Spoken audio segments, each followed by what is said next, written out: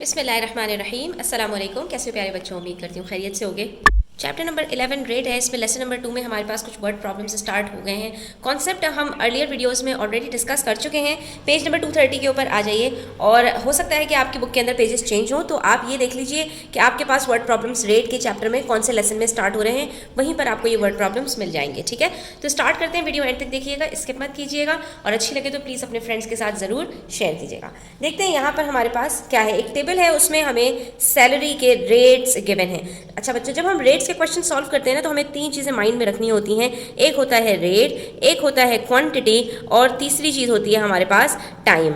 ठीक है, तो रेट हमारे पास क्या होता है बच्चों कि जो भी चीज़ है वो पर यूनिट, यानी कि एक यूनिट उसका कितने का है। ठीक है, फॉर एग्जांपल यहाँ पर हमसे कह रहे हैं मंडे टू फ्राइडे का रेट गिवन है हमें। ठीक है, तो ये क्या है, रेट हमें बता रहे हैं $6 पर आवर, यानी एक घंटे में कितने डॉलर्स मिलते हैं मंडे से फ्राइडे तक। तो ये हमारे पास हो गया रेट। इसका मतलब है यहाँ पर हमारे पास रेट गिवन है और रेट कितना है हमारे पास $6 पर आवर। पर का मतलब होता है अपॉन। ठीक है, यानी एक घंटे के हमें यहाँ पर $6 मिल रहे हैं। ठीक है, अच्छा जी, उसके बाद हमारे पास यहाँ पर आ गई बात, सैटरडे एंड संडे का रेट हमारे पास डिफरेंट है। तो इसका मतलब है हमारे पास दो रेट्स यहाँ पर गिवन हैं, एक $6 पर आवर का है और एक है $10 पर आवर। ठीक है, अच्छा अब यहाँ पर हमने कहा कि हमें रेट तो पता चल गया, हमारे पास और कौन सी चीज़ गिवन है, क्वांटिटी गिवन है या टाइम गिवन है, हमने इस चीज़ को फाइंड आउट करना है। Mrs Jamal works 6 days a week। Mrs Jamal एक हफ्ते में 6 दिन काम करती हैं। तो अब यहाँ पर ये बात बताइए बच्चों कि हमें यहाँ पर ये क्वांटिटी बताई है या टाइम बताया है। तो वेरी गुड, यहाँ पर हमें पास यहाँ पर टाइम गिवन है। ठीक है, तो हमने कहा अच्छा जी वो 6 दिन काम कर रही हैं, तो हमने यहाँ पर लिख दिया 6 days। अब हमें क्या निकालना है बच्चों, हमें निकालना है क्वांटिटी। तो she works for 4 hours each day from Monday to Saturday. अब इसके अंदर भी डिवीजन है, ये जो 6 दिन इन्होंने काम किया है इसके अंदर से 4 दिन उन्होंने काम किया है और 4 दिनों में हर रोज इन्होंने जो है वो 4 दिन है, ये जो 5 दिन है मंडे से लेकर फ्राइडे तक इन्होंने काम किया है 4 hours पर डे। ठीक है, और जो सैटरडे है इन्होंने इसमें काम किया है, इसमें भी इन्होंने 4 hours काम किया है, यानी कि हर रोज उन्होंने 4 घंटे काम किया है। लेकिन हमें ये डिवाइड क्यों करना पड़ेगा 5 और 1 में, क्योंकि मंडे से लेकर फ्राइडे तक जो 4 hours के ऊपर रेट लगेगा वो 6 hours है। ठीक है, $6 पर आवर है और जो सैटरडे के दिन उनके जो रेट लगेगा वो $10 पर आवर है। इसको हम अभी जब क्वेश्चन सॉल्व करेंगे तो इसको डिटेल से देखेंगे। लेकिन यहाँ पर समझने वाली बात ये है स्टूडेंट्स कि आपको इस क्वेश्चन को पढ़कर ये चीज़ समझ में आनी चाहिए कि यहाँ पर हमारे पास रेट भी गिवन है और हमारे पास टाइम भी गिवन है। तो इसका मतलब है यहाँ पर हमें जो चीज़ निकालनी है वो क्या है, how much is she paid per week. तो उनको कितनी पेमेंट मिल रही है एक वीक में, हमें टोटल क्वांटिटी निकालनी है। तो यहाँ पर हमारे पास क्वांटिटी क्या थी, यहाँ पर हमारे पास जो क्वांटिटी है वो उनकी पेमेंट है इन टर्म्स ऑफ डॉलर्स। ठीक है, आपके पास हो सकता है रुपीस में हो, इससे कोई फर्क नहीं पड़ता, करेंसी आपके पास कुछ भी हो सकती है। क्वेश्चन को आपको समझ में आना चाहिए कि अगर हमारे पास रेट गिवन है और टाइम गिवन है तो हम इसको किस तरह से सॉल्व करेंगे। अब जरा हम यहाँ पर इस क्वेश्चन को सॉल्व करने से पहले थोड़ी सी बात समझ लेते हैं कि अगर मैं आपसे ये कहूँ कि बच्चों मुझे $6 मिल रहे हैं 1 घंटा काम करने के। ठीक है, और मैंने कितनी देर काम किया है, मैंने 2 घंटे काम किए। फॉर एग्जांपल 1 घंटे के मुझे $6 मिल रहे हैं 1 घंटे की। ठीक है, और मैंने 2 घंटे काम किया है। तो अब आप ये बताइए, अगर मुझे ये पता लगाना है कि मैंने टोटल कितने डॉलर्स कमाए हैं, तो इसके लिए मैं क्या करूंगी, 1 घंटे के $6, तो आप कहेंगे बस 2 घंटे के आप इन दोनों को मल्टीप्लाई कर दीजिए, 6 2 12। इसका मतलब है कि 2 घंटे के 12 आवर्स मिलेंगे। लेकिन मैं कहूँ कि अच्छा अगर 3 घंटे काम किया है तो क्या होगा, तो आप कहेंगे मैं 6 को 3 से मल्टीप्लाई कर दीजिए, 6 3 $18 बन जाएंगे। तो हम बेसिकली क्वांटिटी निकालने के लिए कर क्या रहे हैं, हम यहाँ पर रेट और टाइम को मल्टीप्लाई कर रहे हैं। तो यहाँ पर भी बच्चों जब हमें ये बात समझ में आ जाती है, हम क्वेश्चन को रीड करके अपने माइंड में पहले अच्छी तरह से समझते हैं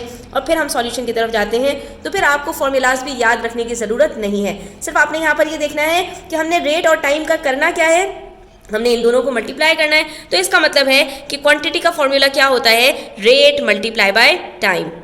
अब जब हम इसको सॉल्व करेंगे स्टूडेंट्स तो किस तरह से करेंगे ये भी देख लीजिए कि यहाँ पर हमने कहा था कि मंडे से लेकर फ्राइडे तक का जो रेट है वो डिफरेंट है और सैटरडे का रेट बिल्कुल डिफरेंट है।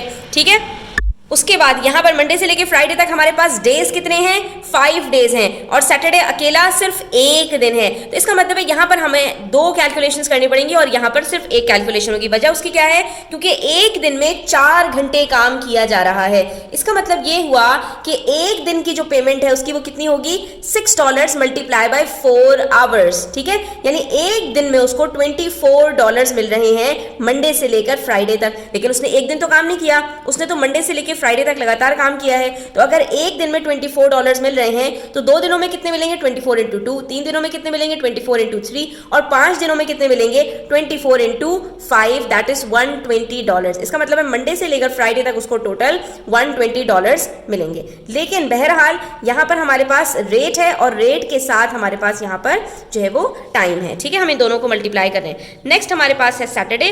तो सैटरडे के अंदर भी हमने क्या करना है, हमने यहाँ पर रेट को मल्टीप्लाई कर देना है डॉलर से। ठीक है, तो ये हमारे पास बन जाएगा 10 × 4, दैट इज $40, क्योंकि सैटरडे के दिन जो रेट है वो चेंज हो गया है और वो एक घंटे के $10 हमें पे कर रहे हैं। ठीक है, यहाँ पर $6 मिल रहे थे लेकिन यहाँ पर $10 हैं। ठीक है, तो अब हम इन दोनों को, जब हमारे पास टोटल निकल आया कि मंडे से लेकर फ्राइडे तक $120 हैं और सैटरडे को $40 हैं, तो हमारे पास ये टोटल बन जाएंगे 120 + 40 $160। ठीक है, यानी एक वीक में वो $160 कमा लेगा। ठीक है, कमा लेंगी मिसेस जमाल। तो यही हमारा यहाँ पर आंसर हो जाएगा। इसी तरह से क्वेश्चन नंबर 2 देखिए, पेज नंबर 231 पे। यहाँ पर हमसे कह रहे हैं water drips from a tap at 450 ml every 30 minutes. अब यहाँ पर 2 क्वांटिटीज हमें दी गई हैं। एक हमें बताया है 450 ml पानी टैप से ड्रिप हो रहा है। ठीक है, यानी कि टपक रहा है हर 30 मिनट्स में। ठीक है, हर 30 मिनट्स में 450 ml पानी जो है वो टैप से गिर जाता है, निकल जाता है। ठीक है, Bala puts a pail under the tap to collect the water. Bala ने एक नीचे बाल्टी रखी हुई है पानी की, क्योंकि वो पानी कुछ जो है वो उसमें भर रही है।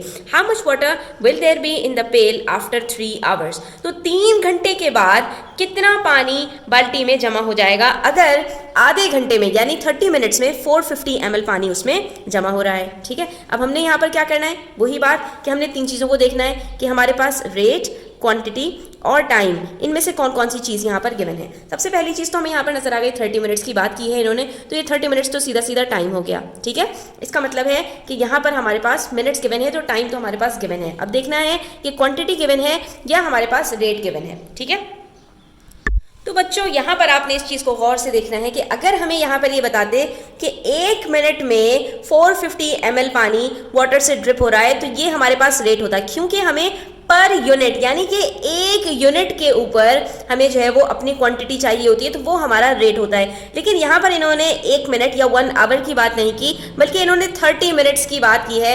इसका मतलब है ये रेट नहीं है। ठीक है, तो इसका मतलब है ये हमारे पास क्या हो जाएगा, ये हमारे पास हो जाएगा क्वांटिटी। तो हमने लिख दिया कि भाई ये हमारे पास क्वांटिटी है और रेट हमें पहले निकालना पड़ेगा, यानी 1 मिनट में कितना जो पानी है वो ड्रिप हो रहा है। जब हमें 1 मिनट में पता चल जाएगा बच्चों, तो उसके बाद फिर हम जो 3 आवर्स की इन्होंने बात की है, तो उसके बाद फिर हम इसको क्वेश्चन को जो है वो 2 तरह से फिर सॉल्व करेंगे। तो सबसे पहले हम यहाँ पर रेट निकाल लेते हैं, और रेट निकालने के लिए हम कैसे करेंगे इस क्वेश्चन को, तो यहाँ पर आपने उसी मेथड को याद रखना है जो हमने अभी किया था कि रेट हम किस तरह से निकालते हैं, रेट बराबर होता है क्वांटिटी अपॉन टाइम के। तो आपने अब यहाँ पर हमें इसको याद रखने का भी मसला है कि हम तो भूल जाएंगे कि हमें क्वांटिटी को टाइम के साथ मल्टीप्लाई करना था या डिवाइड करना था या क्या करना था, टाइम को ऊपर रखना था या क्वांटिटी को ऊपर रखना था। तो ऐसी सूरत में बच्चों याद रखने का तरीका ये होता है कि यहाँ पर हमारे पास गिवन है 30 मिनट्स, लेकिन रेट निकालने के लिए हमें पता लगाना है कि 1 मिनट में कितना पानी जो है वो वाटर टैप से ड्रिप होता है।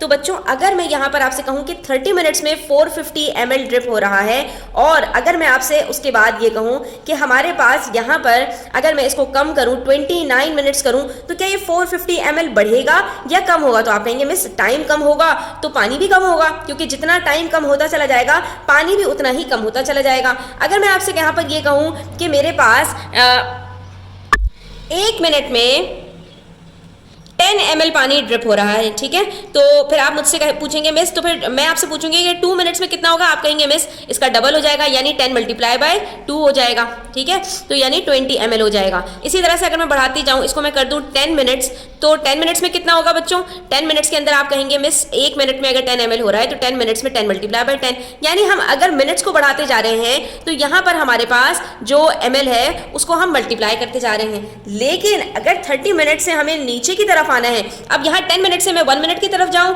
तो बच्चों यहाँ पर क्या करेंगे, आप कहेंगे मिस अगर 10 मिनट्स के अंदर 100 ml पानी ड्रिप हो रहा है और 1 मिनट का हमें निकालना है, तो हम यहाँ पर क्या करेंगे, हम यहाँ पर ये करेंगे कि हम 1 मिनट में वापस जाने के लिए जो हमारे पास ml है उसमें से हम 10 को डिवाइड कर देंगे, ठीक है। तो हमारे पास वापस आंसर क्या आ जाएगा, 10 ml, यानी 1 मिनट में हमारे पास 10 ml, और ये देख लीजिए पहले से आया हुआ है। तो अगर हमें क्वांटिटी बढ़ानी है तो हम रेट निकालने के लिए क्या करते हैं, हम मल्टीप्लाई करते हैं। लेकिन यहाँ पर हमें रेट निकालने के लिए क्वांटिटी को क्योंकि कम करना है, तो अब यहाँ पर हमें क्या करना पड़ेगा, हमें यहाँ पर जो क्वांटिटी है उसमें से टाइम को डिवाइड करना पड़ेगा। इस चीज़ को आपने याद रखना है कि जैसे जैसे हमारे मिनट्स कम हो रहे हैं, हमारा जो ml है वो भी कम हो रहा है। तो हम यहाँ पर सबसे पहले क्या करेंगे, 450 को डिवाइड कर देंगे 30 से। इससे हमें ये पता चल जाएगा कि 1 मिनट में कितने ml पानी ड्रिप हो रहा है।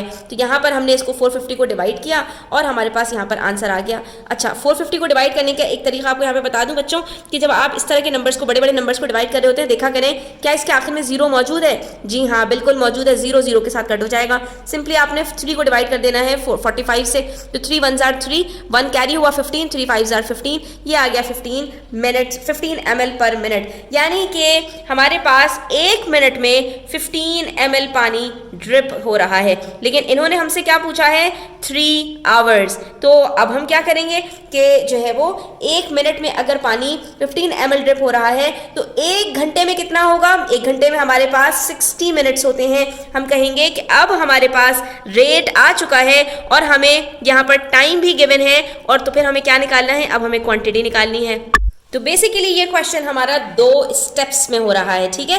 पहले स्टेप में हमने रेट निकाला। रेट कैसे निकाला, हमने क्वांटिटी को टाइम के साथ डिवाइड किया और हमारे पास रेट निकल कर आ गया। जब हमारे पास रेट निकल कर आ गया तो अब हमने क्या करना है, अब जो हमारे पास यहाँ पर टाइम दिया हुआ है, तो रेट और टाइम को मल्टीप्लाई करके हमने नई क्वांटिटी निकालनी है, ठीक है।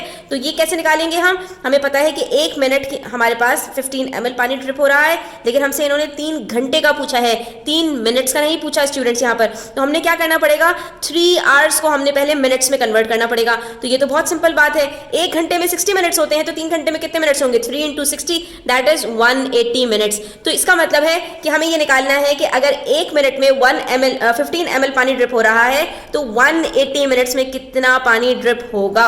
तो इसके लिए हमने क्या करना है, सिंपली अगर 1 मिनट में 15 ml है, 2 मिनट में कितना होगा, 15 × 2, 3 मिनट में कितना होगा, 15 × 3, तो 180 मिनट में कितना होगा, 15 × 180। और जब आप इन दोनों को मल्टीप्लाई करेंगे, साइड में जाकर मल्टीप्लाई करके आइए, तो आपके पास यहाँ पर आंसर आ जाएगा 2700 ml, यानी कि 30 मिनट में अगर 450 ml पानी ड्रिप हो रहा है तो 3 घंटे में 2700 ml पानी ड्रिप होगा।